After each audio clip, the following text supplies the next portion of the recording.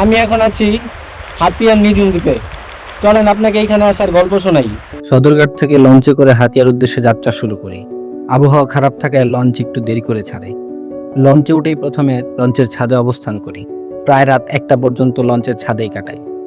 নদীর বাতাস এবং পূর্ণিমার আলোতে ছাদে বেশ ভালোই সময় কাটে। ঘুমানোর আগে সকালের অ্যালার্ম সেট করি যাতে সূর্যোদয়টা দেখতে পারি। ঠিক যা চিন্তা তাই কাজ, ফ্রেশ হয়ে চলে যাই লঞ্চের ছাদে। তারপর সূর্যোদয় ও চারপাশের পরিবেশ দেখতে দেখতে হাতিয়ার তমরুদ্দি ঘাটে পৌঁছি। ঘাটে পৌঁছেই সকালের নাস্তা করে নিই। নাস্তা করার পর সিএনজি করে চলে যাই উসখালি বাজার। উসখালি বাজার থেকে আবার সিএনজি পরিবর্তন করে চলে যাই জাহাজমারা। জাহাজমারা থেকে বাইকে করে চলে যাই মুক্তারিয়া ঘাট। তারপর নৌকা দিয়ে নদী পার হয়ে পৌঁছে যাই নিঝুম দ্বীপে। নিঝুম দ্বীপে পৌঁছে আবার বাইক নিয়ে চলে যাই নামার বাজার এলাকায়। নামার বাজারে যাওয়ার সময় রাস্তার আশেপাশে দেখতে বেশ ভালোই লাগছিল।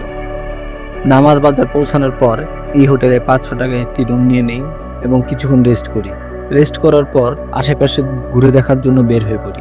কিছু দূর হাঁটার পর স্থানীয় বাচ্চাদেরকে দেখি পানিতে সাঁতার কাটে। আমিও তাদের সাথে যোগ হয়ে যাই। তাদের সাথে বেশ ভালোই সময় কাটে আমার।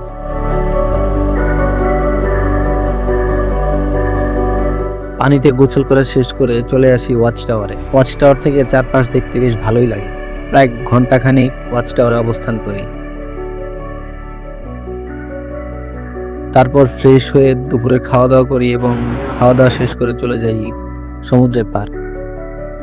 সূর্যাস্ত দেখতে আমার বেশ ভালোই লাগে, আর তা যদি হয় সমুদ্র কিংবা পাহাড় থেকে, তাহলে তো আর কথাই হয় না। সূর্যাস্ত দেখার পর চারপাশে একটু ঘুরে দেখি এবং ঠিক তখনই চাঁদের আগমন হয়, আর দেখি মনে হচ্ছিল যে আজ পূর্ণিমা। রাত্রে 11:30টার দিকে হোটেলে ব্যাক করি। দেখি হোটেলের সামনে একটা হরিণ এসে হাজির।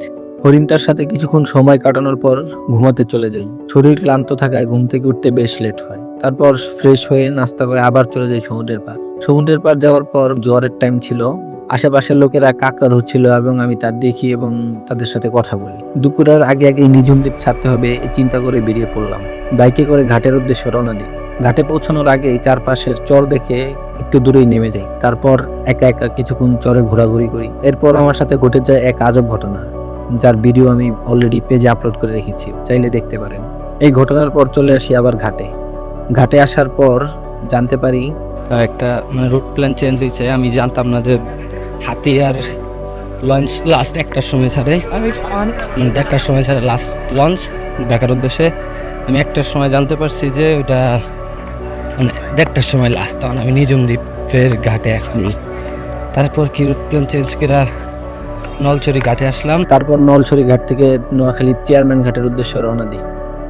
নদীতে থাকতেই সূর্যাস্ত দেখার সৌভাগ্য হয় এবং সন্ধ্যা নাগাদ চেয়ারম্যান ঘাট পৌঁছে যাই। তারপর বাসে করে চলে আসি বাসায়।